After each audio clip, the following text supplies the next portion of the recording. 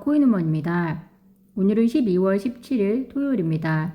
날씨도 매섭기도 하지만 현재 암호화폐 시장 상황이 더 우리의 마음을 춥게 만들고 있는데요. 증시도 역시 FOMC 이후 연속 하락하면서 증시와 위험자산에 대한 투자자들의 공포 심리를 다시금 보여주고 있습니다. 현재 암호화폐 혹한기는 FOMC 발표 이후 내년도 금리 인상이 현재 예상치인 5.1%를 넘어서 훨씬 더 높아질 수 있다라고 쏟아지는 매파적 발언들의 영향이 매우 크게 작용하고 있는 것 같습니다.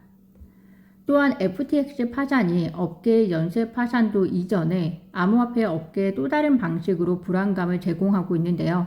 그것은 아마도 미국 사회 내에서 암호화폐에 대응하는 전통 금융 내에서 기득권 세력들이 여러 정치적인 관계들에 엮여 있음을 보여주는 상황들이 결국 많은 사람들에게 불신을 가져다주고 암호화폐에 대한 희망감마저 앗아가고 있는 것은 아닌가라는 생각이 듭니다.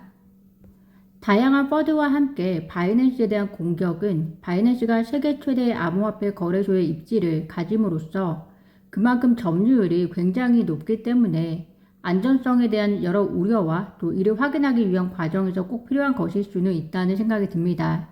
왜냐하면 최대 점유율 바이낸스가 붕괴되는 순간 그 결과는 상상도 하고 싶지 않은데요.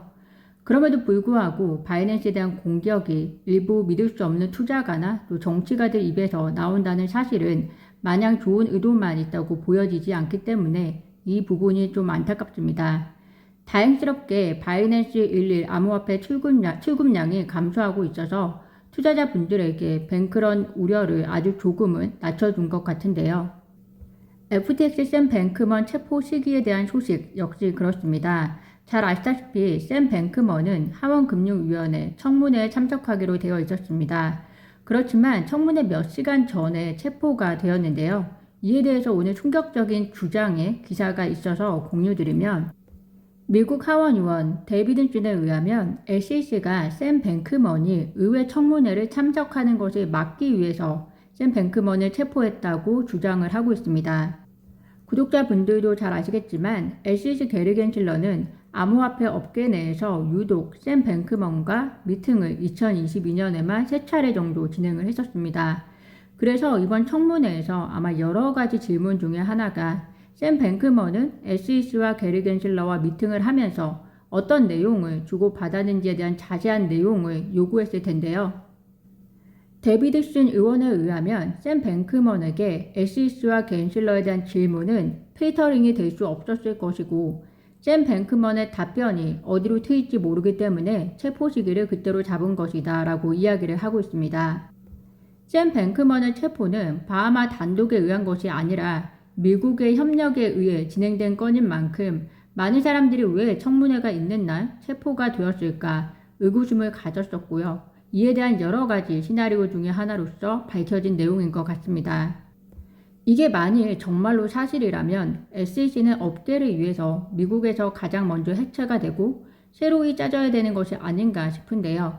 어느 사회나 공통적으로 나타나는 현상인 만큼 정치와 권력을 맛본 사람들의 욕심의 끝이 어딜까라는 생각을 해보게 됩니다.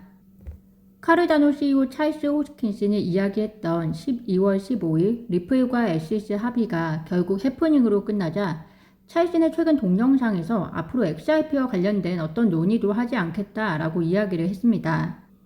그는 리플 커뮤니티처럼 그들을 공격하지 않은 사람에게 공격하는 집단을 본 적이 없다. 너무 피곤해서 손 떼겠다라고 이야기를 했는데요. 또한 그는 이 소문을 사건과 가까운 매우 믿을만한 소식통으로부터 들었다라는 매우 의미심장한 이야기를 했습니다. 저는 개인적으로 그 믿을만한 소식통이 누군지는 모르겠지만 합의가 구체적으로 어떤 합의이길래 암호화폐 업계를 파멸로 이끌 것인지가 궁금한데요. 사실 리플은 절대로 XRP가 증권이 아니라는 보장 없이는 합의가 없다고 했습니다. 그럼 XRP는 증권이 아니고 과연 합의는 어떤 내용이길래 암호화폐 업계를 파멸로 이끌지 리플이 아니라 오히려 다른 알트코인들이 이 소식을 예민하게 받아들여야 하지 않을까라는 생각이 듭니다. 투자자이자 CNBC 매드머니 쇼의 진행자인 짐 크래머가 벌써 세 번째 리플 XRP에 대한 부정적인 발언을 내놓고 있습니다. 그는 많은 위험 자산 중에서 특히 XRP에 대해 부정적이라고 밝혔는데요. 왜냐하면 아무도 그들에게 더 이상 관심을 보이지 않기 때문이다 라고 이야기를 하고 있습니다. 특히 연준이 무엇을 하든 간에 그것은 끝났다. 그들은 아무것도 할 수 없다. 라고 말하는 사람들의 새로운 그룹이 있다라는 발언을 했는데요. 그 새로운 그룹이 누구일까요? 또 찰스 호스킨슨이 이야기한 동일한 믿을 만한 소식통일지 궁금합니다.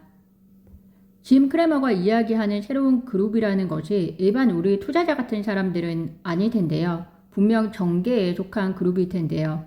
만약 정말로 그 말이 사실이라면 미국 사회는 정말로 부패한 사회 중의 대표이고 SEC 승소는 당연시 될 수밖에 없을 텐데요.